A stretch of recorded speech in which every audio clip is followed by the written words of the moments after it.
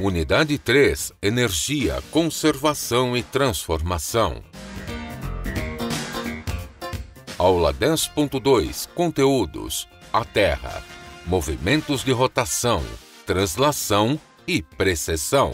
Pressão atmosférica.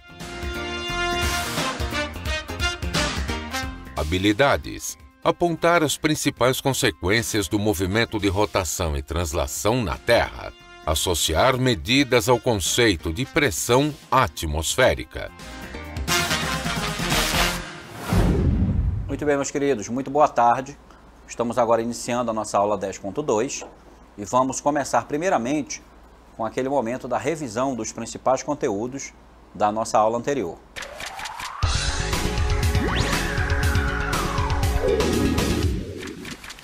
Bem, pessoal, na nossa aula anterior, ministrada aqui muito bem pela professora Risolda, nós tivemos como elemento principal o estudo do universo, formado a partir da grande explosão conhecida como Big Bang.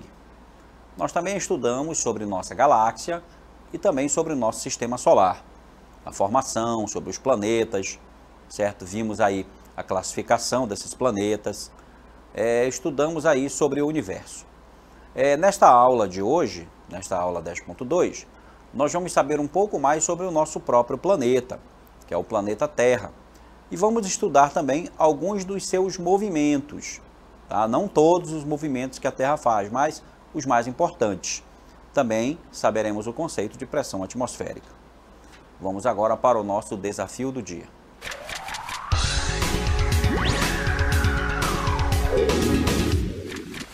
Bem, pessoal, o nosso desafio do dia de hoje, ele tem aí uma pergunta baseada num vídeo que vocês irão assistir, né? Então vamos assistir o vídeo, prestar bem atenção no que o vídeo vai mostrar, para que a gente possa responder o questionamento do nosso desafio.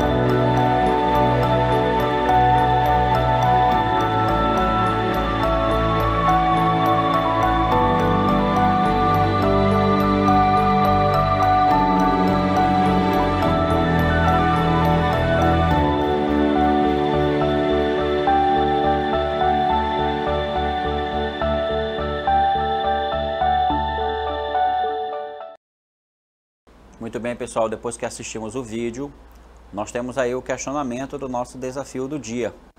O nosso planeta, a Terra, está em contínuo movimento pelo espaço. O homem já acreditou que a Terra era o centro do universo e que o resto do universo orbitava a Terra. Você pode citar algum fenômeno que prove que a Terra está em movimento? Então o vídeo ele ajuda aí você a responder esse questionamento, né? Você vai citar um fenômeno natural, que prove que a Terra está realmente se movimentando através do espaço. Muito bem, pessoal, agora vamos dar início então aos conteúdos da nossa aula de hoje.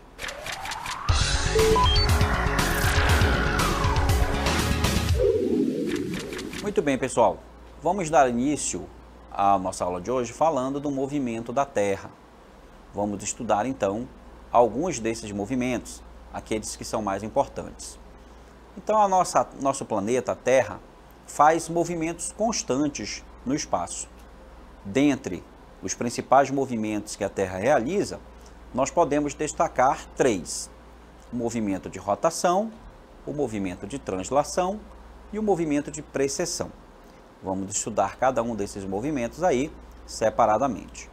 Primeiramente, aí você vê na imagem como é o movimento de rotação, que é o movimento que a Terra faz sobre o seu próprio eixo, e o movimento de translação, que é aquele movimento que a Terra realiza ao redor da nossa estrela, que é o Sol. Para entendermos melhor o movimento de translação, que é o primeiro que nós iremos estudar, Vamos assistir um vídeo aí muito interessante.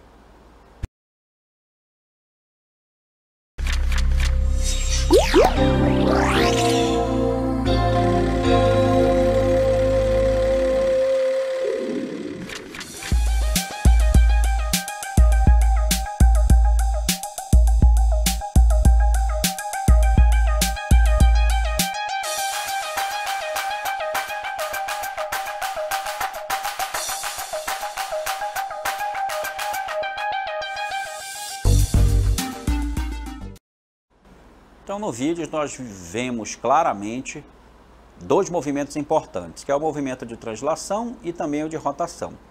Vamos falar, primeiramente, sobre o movimento de rotação. O movimento de rotação é aquele movimento onde a Terra gira em torno do seu próprio eixo. Esse movimento acontece no sentido anti-horário e dura exatamente 23 horas, 56 minutos, 4 segundos e 9 centésimos para ser concluído. Veja então que quando nós falamos que a duração de um dia é de 24 horas, nós estamos falando de um tempo aproximado para a duração do dia. Você vê que o dia não tem a duração exatamente de 24 horas, mas de 23 horas e 56 minutos e 4 segundos e 9 décimos. Né? Esse movimento de rotação é o responsável pela existência do dia e da noite. Vamos assistir aí um vídeo explicando o nosso movimento de rotação.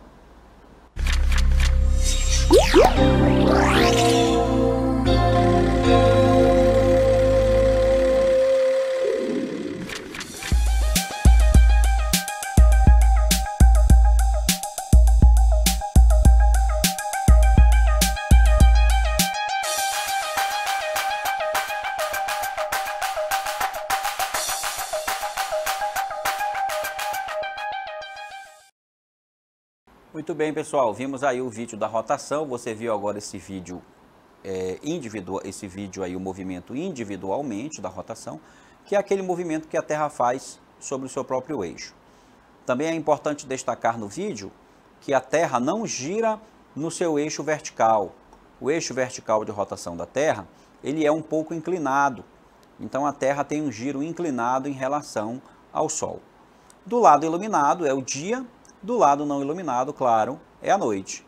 E esses lados, iluminados ou não iluminados, vão se alternando, em que a duração de um lado iluminado, né, a duração completa do lado iluminado, demora exatamente 23 horas e 56 minutos, que é a duração de um dia. Né? Um dia tem a parte iluminada e a parte não iluminada, né? 12 horas iluminada e 12 horas sem iluminação, na maioria das vezes, né, em média. Existem locais do planeta, por exemplo, que os dias são mais longos que as noites. Isso acontece também aqui no Brasil de vez em quando. É quando nós temos aí o horário de verão, quando os dias são mais longos do que as noites. Então vamos ver aqui. Quando um lado do planeta está virado para o Sol, é dia. E, consequentemente, do lado oposto, é noite. Sem o movimento da rotação, não haveria vida na Terra, já que este movimento desempenha um papel fundamental no equilíbrio de temperatura e composição química da atmosfera.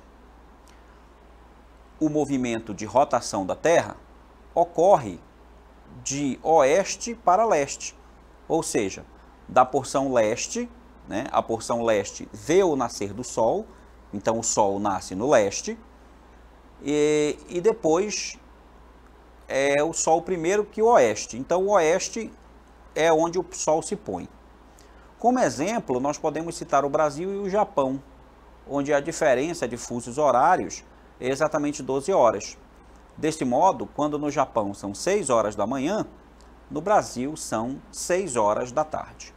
Vemos aí na imagem o lado iluminado sendo o dia e o lado não iluminado sendo a noite. Muito bem, pessoal, esse aí é o nosso movimento de rotação. Vamos agora verificar como é o nosso movimento de translação. O movimento de translação é aquele que o planeta Terra realiza ao redor do Sol. junto com os outros planetas. Não é só a Terra, então, que gira ao redor do Sol, não é, gente? Os outros planetas, como você viu na aula número 1, eles também estão em órbita da mesma estrela. Agora, o tempo necessário para completar uma volta ao redor do Sol, isso falando do planeta Terra, é de 365 dias, 5 horas e cerca de 48 minutos. Então veja que também quando nós dizemos que um ano terrestre tem exatamente 365 dias, isso não é verdade, né? O ano ele tem uma duração maior do que 365 dias. Na verdade, são 365 dias, 5 horas e 48 minutos. É o tempo que a Terra leva para completar uma volta inteira ao redor do Sol. E a Terra, ela se movimenta nessa órbita ao redor do Sol com uma velocidade média que chega a 107 mil quilômetros por hora.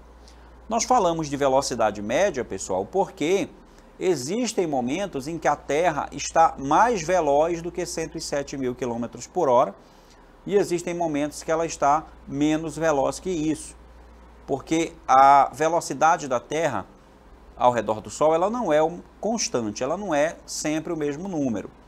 Tem momentos em que a Terra está mais rápida, é quando a Terra está mais perto do Sol. Quando a Terra está mais distante do Sol, ela diminui a sua velocidade. Também falando sobre o movimento de translação, o tempo que o planeta leva para dar uma volta completa ao redor do Sol é chamado de ano. Então, quando nós dizemos que o tempo para dar uma volta demora um ano, nós estamos querendo dizer que é 365 dias, 5 horas, como você viu na cartela anterior. Mas nós falamos aqui do ano civil, que é aceito por convenção, então é feito um arredondamento e dizem que o ano tem 365 dias. Como o ano sideral, que é o ano real em que a Terra leva para girar ao redor do Sol, tem uma duração concreta, né, de 365 dias e 6 horas aproximadamente, a cada 4 anos temos um ano de 366 dias.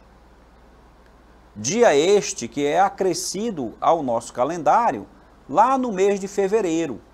E esses anos em que o mês de fevereiro deixa de ter 28 dias para ter 29 dias, esses anos são chamados de anos bissextos. Por que o ano bissexto existe? Para nós termos uma compensação exata da quantidade, né, do tempo necessário para a Terra girar ao redor do Sol. Então, como nós comemoramos um ano exatamente com 365 dias, depois de 4 anos, as 6 horas que nós deixamos para trás, as 6 horas que nós fizemos aí, desprezamos essas 6 horas para completar o ano em 365 dias, de 4 em 4 anos, essas 6 horas se tornam 24, porque você multiplica 6 vezes 24, aí você tem 6 vezes 4, né, desculpa, 6 vezes 24 vai dar 24. 6 vezes 4, 24. Então, de 4 em 4 anos, essa diferença que nós deixamos para trás, ela se torna um dia. E aí, o mês de fevereiro, de 4 em 4 anos, é acrescido de um dia a mais. Então, esse dia a mais que nós recebemos, né, no mês de fevereiro, em anos que isso acontece, nós dizemos que aquele ano é um ano bissexto, tá certo? Porque o mês de fevereiro passa a ter um dia a mais para compensar o tempo que nós desprezamos nos anos seguintes. Vamos assistir aí um vídeo que fala sobre o ano bissexto aí para você compreender melhor essa situação do ano bissexto.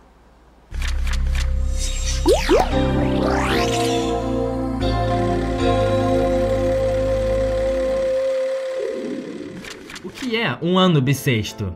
Ou melhor, o que é um ano?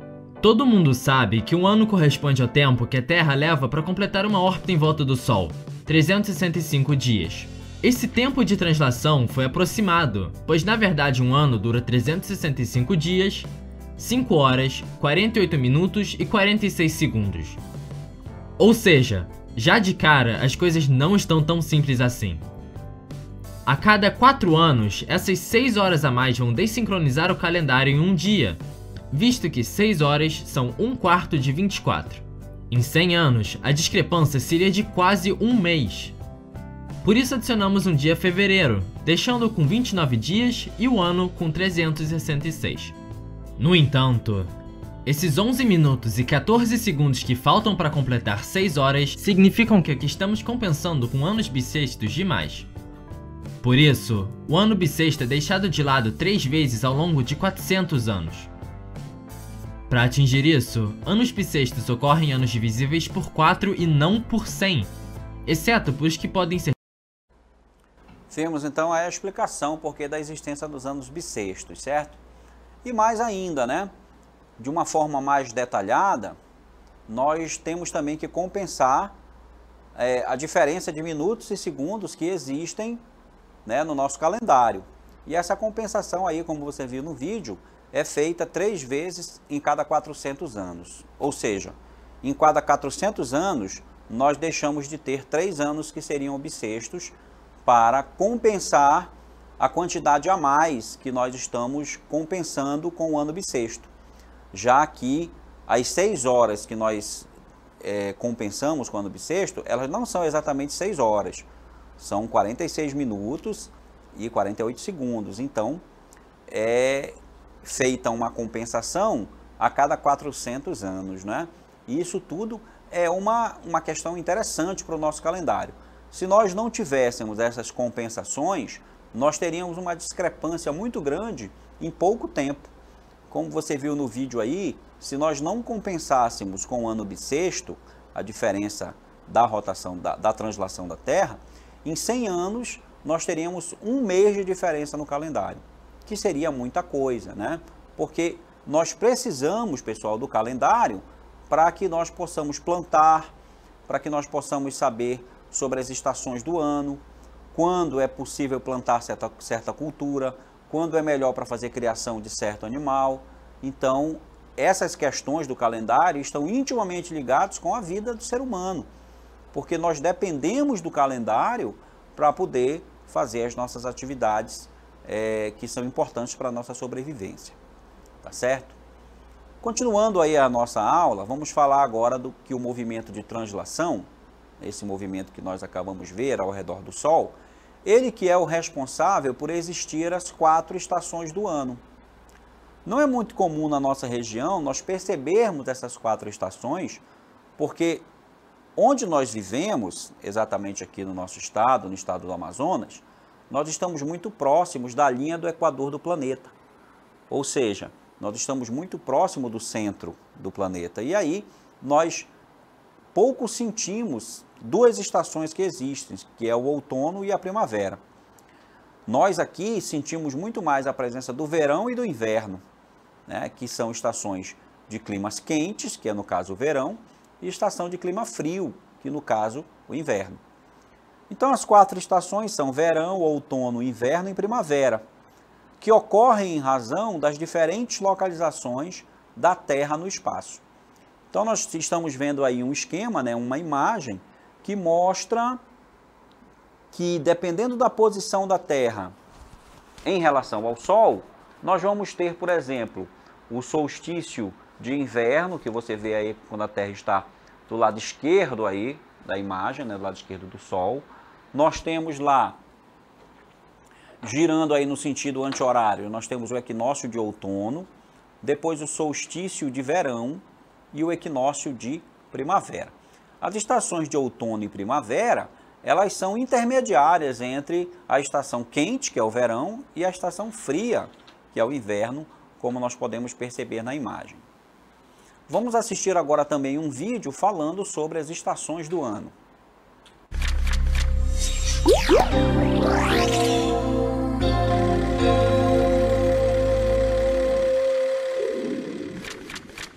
As estações do ano acontecem devido ao movimento de translação que a Terra faz ao redor do Sol. Por isso, as temperaturas se diferenciam em todo o mundo. As 4 estações são primavera, verão, outono e inverno. Cada uma delas tem um período determinado em cada hemisfério. Vamos saber mais sobre as estações em nosso país. A primavera começa no dia 23 de setembro e termina no dia 21 de dezembro. É considerada uma das estações mais belas do ano, por ser a época na qual as flores desabrocham e exalam seus perfumes. A estação mais quente do ano começa em 21 de dezembro e acaba em 21 de março. No verão, os dias são mais longos e mais quentes do que na primavera. O outono, que se inicia no dia 21 de março e se encerra no dia 21 de junho, é a estação de transição entre o verão e o inverno. A estação mais gelada do ano começa no dia 21 de junho e acaba em 23 de setembro. No inverno, os dias são ainda mais curtos e os raios solares estão em menor proporção. Muito bem, queridos. Vimos aí, então, um vídeo explicativo sobre as 4 estações, principalmente aqui no nosso país, né? O nosso país também, o Brasil, ele é um país de dimensões continentais, né? Um país muito grande, né? Nós temos, por exemplo, mais para o sul do país, a divisão melhor das 4 estações do ano. Como eu falei no início, aqui na nossa região, nós não sentimos muito as estações intermediárias, que são a primavera e o outono. Nós aqui sentimos muito mais o verão e o inverno, por causa da nossa posição em relação à linha do Equador, que divide a Terra bem no meio, certo?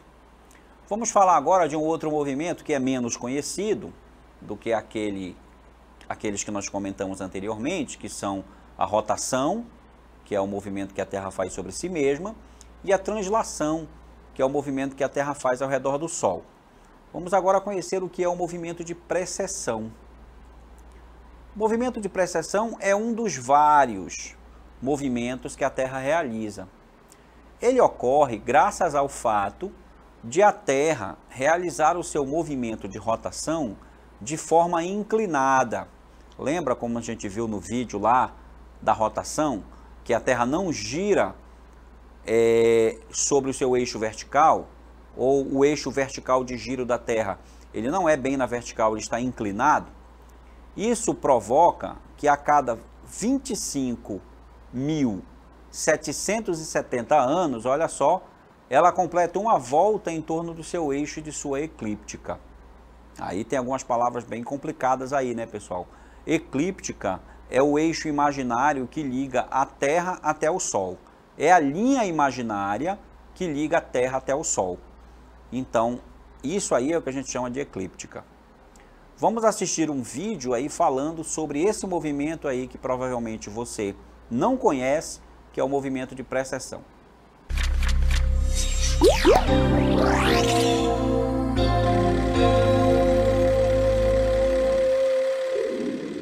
Enquanto está orbitando em volta do Sol, a Terra inclina-se para lá e para cá. Essa oscilação é chamada de precessão. Se a Terra fosse uma esfera perfeita, não haveria precessão. Mas as forças gravitacionais da Lua e do Sol fazem pressão sobre o equador saliente, perturbando a rotação da Terra. Agora a Terra é como um giroscópio ou um peão giratório. Observe que se eu girar isso depressa e depois movimentar o eixo, ele aponta na mesma direção. É como a Terra que aponta em direção a polares. Então, quando a Terra dá volta no Sol, ela sempre aponta na mesma direção. No entanto, a precessão é causada pela interferência gravitacional e a Terra começa a oscilar. Enquanto oscila, o eixo da Terra descreve um círculo no céu. Demora 26.000 anos para completar um círculo. Então, pessoal, esse movimento de precessão aí é um movimento um pouquinho mais complicado da gente entender. Vamos ver na imagem que aparece agora na próxima cartela, uma maneira mais fácil da gente entender como é o movimento de precessão.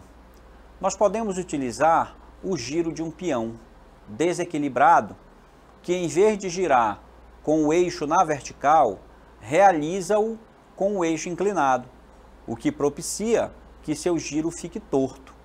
Observe aí no esquema abaixo que a Terra também faz esse mesmo movimento que o peão faz quando ele está inclinado em relação ao solo.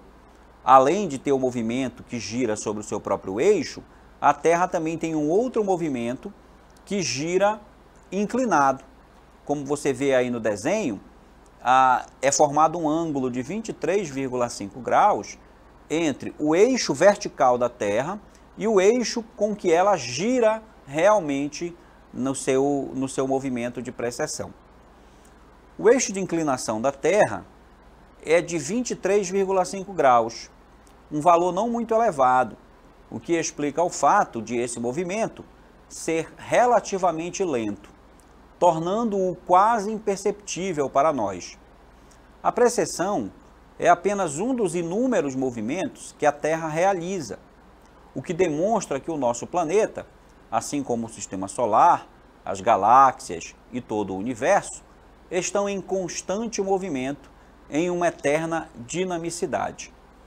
Então, o movimento de precessão é um movimento que existe, ele foi descoberto aí há não muito tempo atrás, né? O movimento de precessão ele não era conhecido, mas alguns cientistas descobriram que ele existe, assim como outros movimentos também que não são interessantes, que nós não estamos falando aqui nesta aula. Ok? Agora nós vamos tratar sobre um assunto interessante, que é a nossa pressão atmosférica. Pessoal, a atmosfera é uma camada de gases que envolve toda a superfície da Terra. A atmosfera é onde nós vivemos, é onde nós respiramos o ar que nós estamos respirando agora. Aproximadamente todo o ar presente na Terra está abaixo de 18.000 metros de altitude. Como o ar é formado por moléculas, e essas moléculas têm massa, o ar também tem massa e, por consequência, o ar também tem peso. Então, o ar que está sobre nossas cabeças, né, entre as nossas cabeças e as nuvens, existe uma grande quantidade de ar.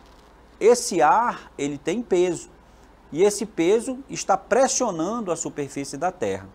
Daí vem a palavra pressão, né, porque é o peso do ar que está pressionando a superfície. É aquilo que a gente vai chamar de pressão atmosférica.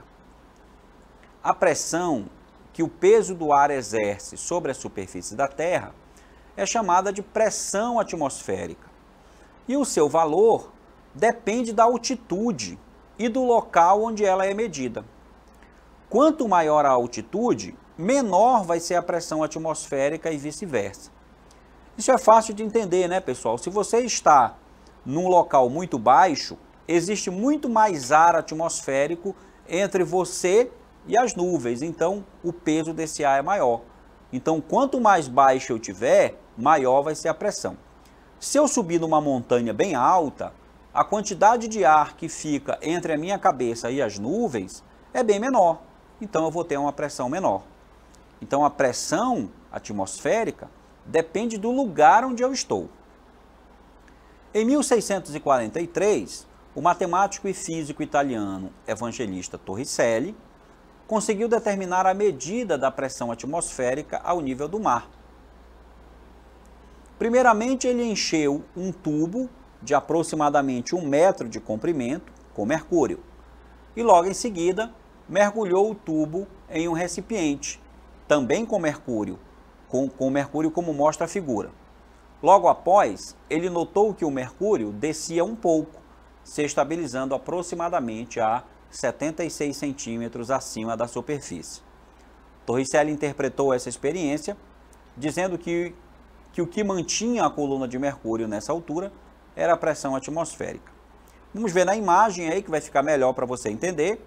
Olha só a experiência de Torricelli, foi essa aí. Ele encheu um tubo com mercúrio, esse tubo aí que você vê na imagem, e colocou esse tubo mergulhado em um recipiente que tinha um líquido, né? Quando ele colocou o tubo lá, o tubo esvaziou um pouquinho. O tubo estava cheio, mas esvaziou um pouco, gerando um vácuo lá na parte de cima. Só que ele se estabilizou a uma altura de 76 centímetros. Aí ele supôs o seguinte, ele chegou à seguinte conclusão. O que não deixava o líquido descer mais era a pressão atmosférica que pressionava a superfície da água do recipiente onde o tubo está mergulhado. Então o ar fazia pressão ali sobre a água, impedindo que a água ela se elevasse mais no recipiente. A água não, é o mercúrio aí, né, pessoal? Essa experiência também foi feita com água, mas aí no caso de Torricelli é o mercúrio. Então o mercúrio deixou de subir no recipiente porque o ar atmosférico exerce uma pressão sobre ele. A coluna de 76 centímetros só é obtida ao nível do mar, pois quando a altitude varia, a pressão atmosférica também varia, como citado anteriormente. Com essa experiência, define-se que ao nível do mar, 1 atm, que significa uma atmosfera, é a pressão equivalente exercida por uma coluna de 76 centímetros de mercúrio, onde o G, que é a aceleração gravitacional, vale 9,8 metros por segundo ao quadrado. Portanto, a pressão de uma atmosfera é igual a 76 centímetros de mercúrio, que é igual a 760 milímetros de mercúrio, ou ainda, na unidade do Sistema Internacional, 1,01 vezes 10 à quinta Pascal. O Pascal, PA, é a unidade de medida para a pressão no Sistema Internacional. Voltamos agora com a nossa interatividade final para corrigir os nossos desafios. O primeiro desafio, tínhamos um vídeo com o tema Um Lindo Balão Azul.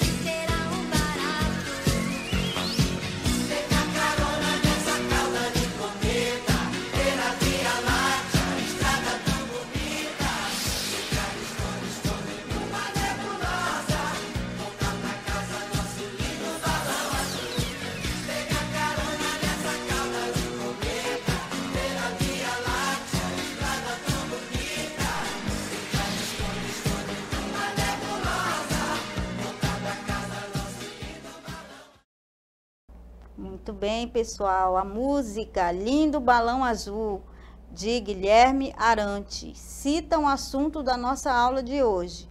Qual? Nós vimos que se falou em nebulosa, galáxias, logo representa o universo, que envolve aí a nossa astronomia. E o nosso lindo balão azul reflete também o nosso universo. Muito bem, vamos agora falar com o professor sobre o nosso segundo desafio. Obrigado, professora. No segundo desafio também nós tínhamos um vídeo, né, norteador, para podermos responder a pergunta do desafio número 2. Vamos rever o vídeo.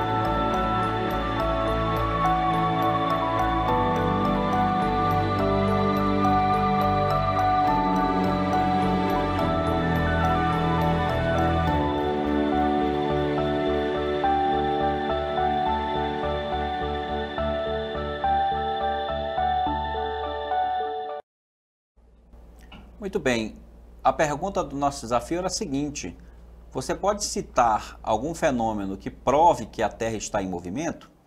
E o vídeo mostra exatamente um desses fenômenos, não é, pessoal? Que é exatamente o nascer do Sol e o pôr do Sol. Como o Sol nasce no leste e se põe no oeste, o fato de você observar o movimento, né, do Sol através do espaço, né, você também pode perceber que a Terra também está em movimento em relação ao Sol, assim como o Sol está em movimento em relação à Terra. Então a Terra se move no espaço exatamente porque a nossa posição em relação ao Sol vai mudando com o tempo. Então é uma prova de que a Terra também está em movimento no espaço. Muito bem, pessoal, nós chegamos aqui ao final da nossa aula de hoje. Vamos nos despedir de vocês agora, vamos aqui da nossa nave do conhecimento, né? Fazer aqui a despedida de vocês, esperando vocês na aula de amanhã com a aula 11, 11.1 e 11.2. Isso mesmo, professor.